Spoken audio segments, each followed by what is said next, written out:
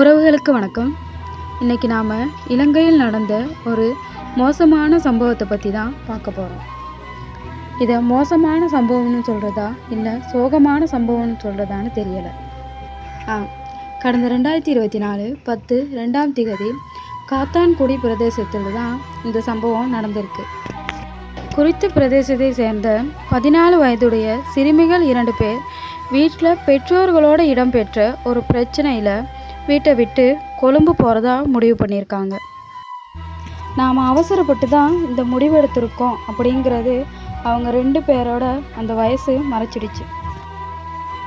இவங்க 2 பேரும் காலையில் பாடசாலைக்கு போகிறதா சொல்லிட்டு மட்டக்களப்பு நகரத்துக்கு போயிருக்காங்க. அங்கே போய் தனது சீருடைகளை மாற்றிக்கிட்டு கொழும்பு பஸ்ஸுக்காக பஸ் ஸ்டாண்டில் வெயிட் பண்ணிட்டு இருந்திருக்காங்க. ஸோ கொழும்புக்கான பஸ் இல்லாதனால அக்கரைப்பற்று டு திருகோணமலை பஸ் ஒன்றில் ஏறி ஓட்டமாவடியில் இறங்குறதுக்கு டிக்கெட் எடுத்திருக்காங்க. அந்த பஸ்ஸில் தான் நமக்கு பெரிய ஆபத்து ஏற்பட போகுதுன்னு தெரியாமல் இருவரும் தன்னை மறந்து தூங்கிட்டாங்க. கொஞ்ச தூரம் போனதும் எழுந்து பார்க்கையில் அவங்க இறங்க வேண்டிய இடத்த கடந்துட்டாங்க. ஸோ உடனே பஸ் நடத்துனர்கிட்ட இந்த விஷயத்த சொல்ல பஸ் நடத்துனரும் சாரதியும் சொல்லியிருக்காங்க, பயப்படாதீங்க, உங்களை நாங்கள் கொழும்பு போகிற ட்ரெயினில் ஏற்றி விடுறோம்னு.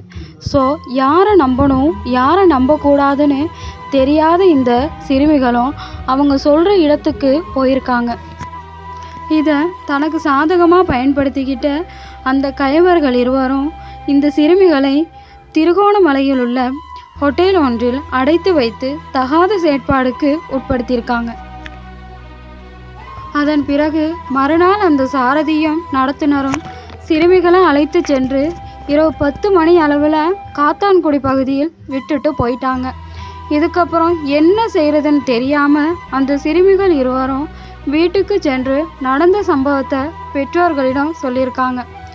அதுக்கப்புறம் இது தொடர்பில் பெற்றோர்கள் போலீஸில் அளித்த முறைப்பாடிற்கு அமைய போலீஸார் அந்த சாரதியும் நடத்துனரையும் கைது பண்ணியிருக்காங்க. எல்லாமே நடந்து முடிஞ்சதுக்கு பிறகு யாரை கைது பண்ணி என்ன பயன்? இன்னும் 14 நாட்கள்லையோ அல்லது 6 மாதங்கள்லையோ அவங்க 2 பேரும் வெளியில் வந்துடுவாங்க. பட் இந்த சிறுமிகளுடைய எதிர்காலம். ஸோ இந்த சம்பவம் தொடர்பில் யாரை பிள்ளை சொல்கிறது?